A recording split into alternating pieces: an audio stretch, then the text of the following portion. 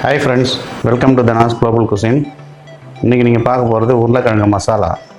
சப்பாத்திக்கு தொட்டுக்கிட்டு சாப்பிட்ற உருளைக்கிழங்கு மசாலா பார்க்க போகிறீங்க. உருளைக்கிழங்கு நல்லா வேக வச்சு மசிச்சு விட்டுங்க. சில பேர் ஒன்றும் பாதிமாக மசிப்பாங்க, கொஞ்சம் நல்லா கூழாக மசிச்சிருக்கு.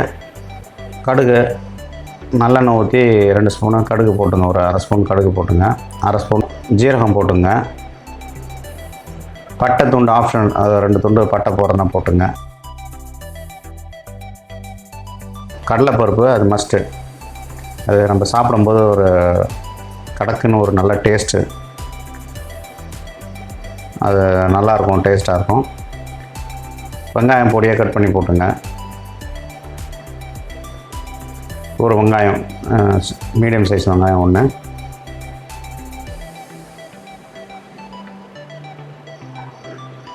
பூண்டு ஒரு அரை பூண்டு கிட்டத்தட்ட உரித்து ஒரு தட்டி இருக்குது. ஸோ தட் நல்லா வாசனையாக இருக்கும்.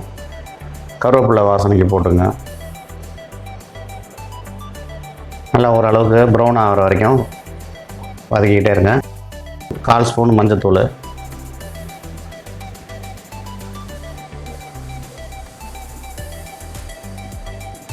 மூணு பச்சை மிளகா 2ஆக கீறி இருக்குது. நல்ல ஒரு அரோமா இருக்கும் அதில். பச்சை மிளகா அப்படியே நம்ம சாப்பிட்லாம், அவ்வளோ நல்லா விட்டமின்ஸ்லாம் இருக்குது. இன்னொரு நாளைக்கு அந்த பச்சை மிளகாவில் இருக்க விட்டமின்ஸ்லாம் பற்றி சொல்கிறேன். தக்காளி 2 மீடியம் சைஸ் தக்காளி பொடிசா நறுக்கி போட்டிருக்கு. உப்பு, கல் உப்பு தேவைக்கு போட்டுருங்க. நாங்கள் ஒரு அரை ஸ்பூன் போட்டிருக்கோம். கரம் மசாலா கொஞ்சம் போட்டுங்க, ஒரு அரை ஸ்பூன் போட்டுங்க. ரொம்ப போட்டால் ஒரிஜினலாக அந்த மசாலாவோட கலரை மாற்றிடும்.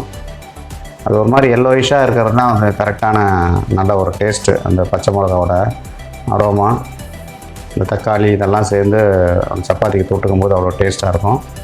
ஸோ இந்த மசிச்சு வச்ச உருளைக்கிழங்கை ஆட் பண்ணிங்க. இப்போ இது எல்லாத்தையும் நல்லா மிக்ஸ் பண்ண விட்டு ஒரு வேக்காடு வேக வச்சுங்க, ஒரு 2 மினிட்ஸுக்கு.